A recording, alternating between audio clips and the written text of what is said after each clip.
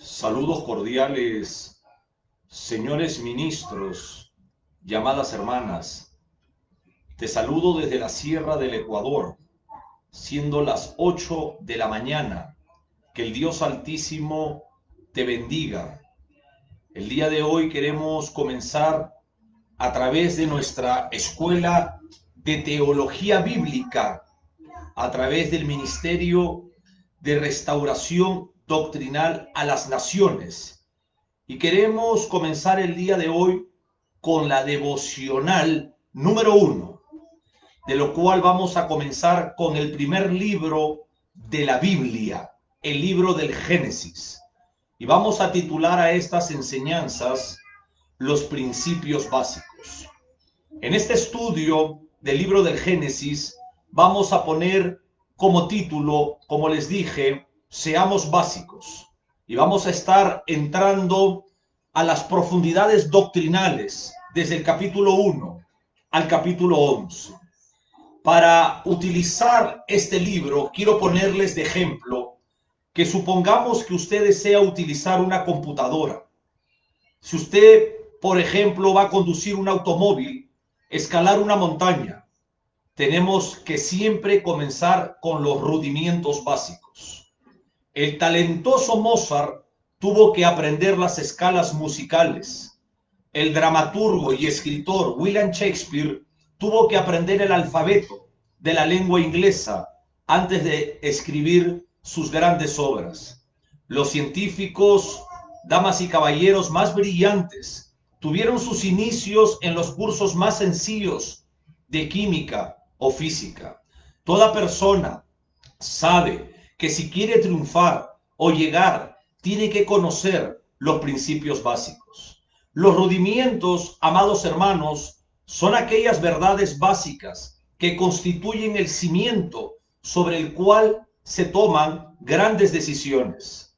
También las verdades fundamentales nos ayudan a defender ciertos valores, nos ayudan a alcanzar las metas. Si usted se está preguntando por qué hay tanta confusión y destrucción en el mundo actual, es porque una razón de ello es que las personas están ignorando o despreciando los principios fundamentales de la vida conforme a la Escritura Sagrada. El libro del Génesis es el libro de los principios básicos, porque es el libro de los principios en la santa y suficiente Escritura. Déjenme decirles que conocer el Génesis es conocer las verdades fundamentales, conocer los rudimentos acerca de Dios, conocer los rudimentos del mundo, conocerse uno mismo como personas, conocer a las demás personas. Conocer el libro del Génesis le llevará a conocer la ley, el pecado, la salvación, el matrimonio, la fe y la satisfacción espiritual. El autor humano, escogido soberanamente, Moisés, inspirado por la tercera persona de la trinadeidad, escribió el Génesis y nos contó de dónde provenimos, todos nosotros, por qué estamos aquí y qué es aquello que Dios espera que usted y yo hagamos. Moisés también en el libro del Génesis explicó cómo comenzó la nación judía. Usted sabe que la nación judía es el pueblo por el cual Dios se revelaría a sí mismo ante el mundo y por medio del cual se debería escribir la infalible palabra de Dios. Y este pueblo traería a nuestro Salvador, nuestro Señor Jesucristo. El libro del Génesis es el libro de los fundamentos en la Biblia. El resto de las escrituras se fundamenta sobre esto que escribió Moisés. Existen más de 200 citas referentes en el Génesis, en el Nuevo Testamento, lo cual significa que para el cristiano nuevo testamentario es importante comprender su mensaje. Vamos entonces a comenzar esta mañana con la primera devocional, con esta pequeña introducción. Y vamos a honrar al Señor en oración. Amado Dios mío, Padre bueno, esta mañana, soberano y eterno gran Jehová, nos acercamos a usted confiadamente para entregarle, Dios del cielo, este día y para entregarle, Padre bendito, nuestras cargas a usted, para poder recibir ese refrigerio espiritual, para recibir, Padre, esa fuerza que viene de usted, para poder sostenernos en este día. Gracias por la suficiente escritura. En el nombre del Señor Jesucristo. Amén.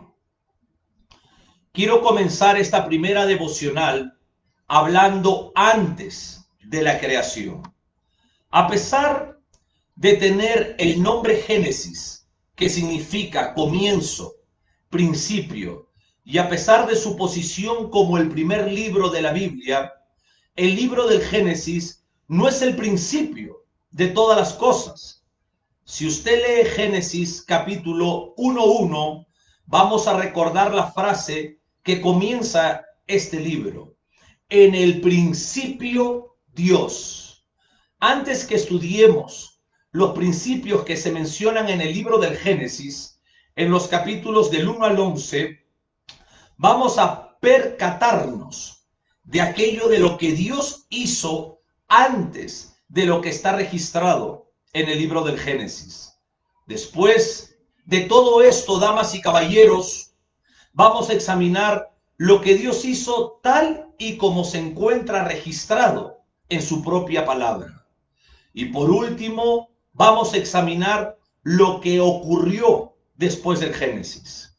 Podemos decir que antes del Génesis la redención estaba planeada. ¿Qué estaba ocurriendo antes de que Dios trajera a la existencia su palabra? El hecho de que Dios haya creado algo sugiere que haya tenido magníficos propósitos en mente. Y una pregunta que podemos formularnos de inmediato: ¿cuál era la situación antes del Génesis 1:1? ¿O qué nos enseña acerca de Dios y de nosotros mismos? Primero, podemos pensar que Dios existía en su inmensa gloria, porque Dios es eterno. Antes de la creación del Génesis 1:1, estaba el Dios eterno, estaba el Padre, el Hijo y el Espíritu Santo. Recordemos claramente que el eterno Dios no tiene principio y no tiene fin. Por lo tanto, Él es totalmente autosuficiente y no necesita nada. Dios no necesita nada ni del universo material ni de la raza humana. Sin embargo, el Dios eterno nos expresa su amor creando un universo, creando la tierra y creando al hombre para que habite la tierra. Usted se ha puesto a reflexionar, usted se ha puesto a meditar sobre lo que es eterno. Lo que es eterno, si usted le pregunta a la NASA en Cabo Kennedy, a los científicos, ¿qué cosa es la eternidad? Ellos le van a responder que es un lugar donde no tiene tiempo y espacio. Y eso es lo que existía antes del Génesis 1:1. Como criaturas, nosotros, de tiempo y de espacio, podemos enfocarnos en las cosas pasajeras que ocurren a nuestro alrededor, pero concebir la idea de aquello que es eterno es casi imposible o imposible de nosotros imaginarlos. Contemplar la naturaleza y el carácter del Trino Dios, que siempre fue, que siempre es y que siempre será y que nunca cambia, es una labor que me abruma el poder pensarlo. Déjeme decirle que Moisés escribió el Salmo 90 y el versículo 2 dice lo siguiente: honrando la Trinidad eterna, antes que naciesen los montes y formases la tierra y el mundo, desde el siglo hasta el siglo, tú eres Dios. Existe una teología o una escuela de pensamiento procesal con una antigua herejía con ropaje moderno. Afirma la existencia de un Dios limitado que se encuentra en el proceso para convertirse en un Dios más grande. Sabemos que esto es una herejía y existe la ciencia de la heresiología, que es todo aquello, damas y caballeros, que está contrario a la palabra de Dios. La palabra de Dios claramente nos enseña que Dios es espíritu e infinito, inmutable, eterno. Y Él no tiene necesidad de nada. Y es uno de los grandes atributos. Él es único en los cielos. Dios es único en la tierra. Dios es único debajo de la tierra. Dios en la Biblia nos enseña 21 atributos que Él ha revelado para usted y para mí. Esta falsa teología que dice que Dios es un proceso y que en este proceso, en esta evolución, Él se va haciendo más grande. Pues la pregunta que surge en mi corazón para ustedes que piensan de esta manera herética, ¿qué poder está engrandeciendo a Dios? ¿Existe algún poder mayor que Dios? Bueno, sabemos que eso es una mentira. Sabemos que eso es una herejía, porque no existe algo ni alguien más grande que Dios. El Dios de la Biblia es eterno. Él no tuvo principio.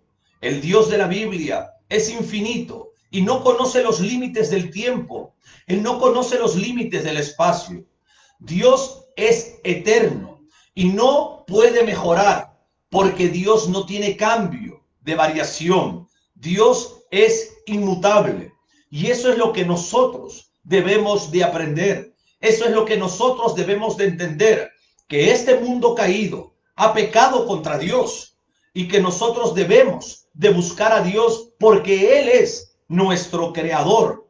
Una de las cosas que el enemigo de nuestras almas, Satanás, se ha encargado es de manipular los sistemas, los gobiernos, el sistema de comunicaciones, el sistema político, el sistema militar, el sistema religioso.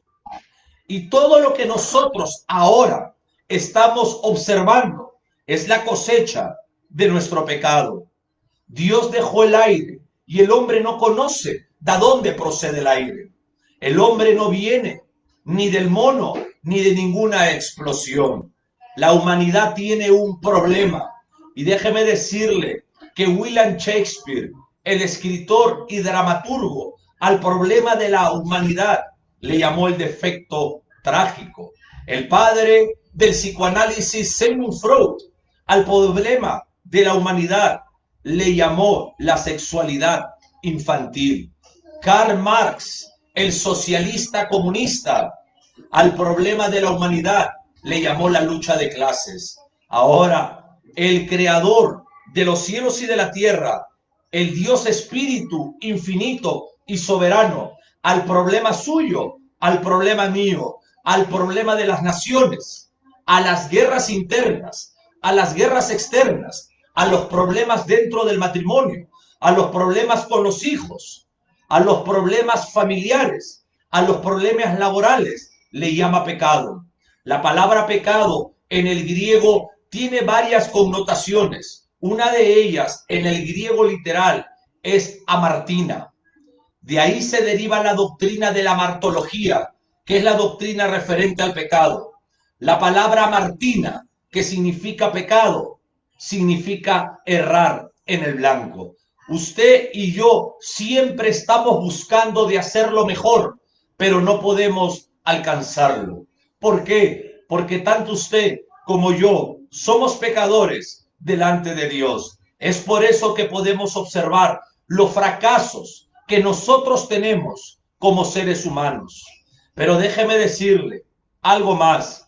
Dios es soberano y Él tiene el poder para regenerar su vida y regenerar la mía. Dios en su soberanía tiene el poder para restaurar nuestros matrimonios y a nuestros hijos. Usted y yo somos personas mejorables, pero sin Dios siempre vamos a tener líneas de fracaso.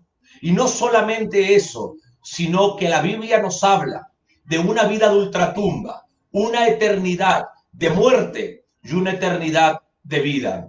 No perdemos nada en que nosotros conozcamos a Dios. No perdemos nada en que nosotros leamos la Biblia y sepamos cuál es el camino correcto de acercarnos a Dios. Es por eso que Jesucristo, su Hijo, hace 2000 años, Él agarró y dijo: yo soy el camino, la verdad y la vida. Y nadie va al Padre si no es por nosotros. Sigamos adelante y muchas gracias por haberme acompañado en la devocional. Mañana a las 8 de la mañana estamos con la segunda devocional. Que tenga un día lleno de amor y de paz en el Señor Jesucristo.